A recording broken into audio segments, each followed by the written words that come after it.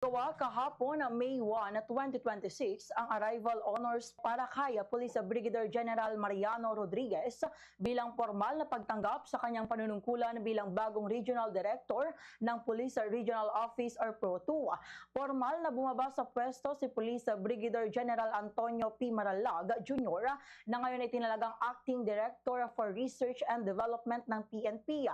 Sa kanyang panunungkulan na bilang PRO2 Regional Director, pinalakas niya ang anti-criminality campaign sa pamamagitan ng epektibong crime prevention at resolution at pinatibay ang ugnayan sa komunidad sa buong Cagayan Valley. Pinalitan siya ni Police Brigadier General Mariano C. Rodriguez bilang bagong Acting Regional Director ng PRO2. Siya ay dating Deputy Regional Director ng PRO11 at Tubong Kabagan Isabela. Gayon din ay miyembro ng PNPA Class of 1996. Sinundan ito ng Talk to Men na dinaluhan ng Command Group, Regional Staff, mga hepe ng iba't ibang support units at iba pang PCO, PNCO at NUP personnel.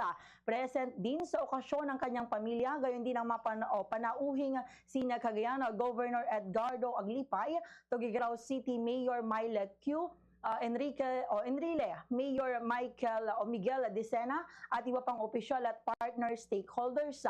Layunin ng pagtitipon na pagtibay ng direksyon ng liderato at muling igiit ang mahigpit na pagtupad ng PRO2 sa PNP Focus Agenda. Fast sa radyo! Bumbo!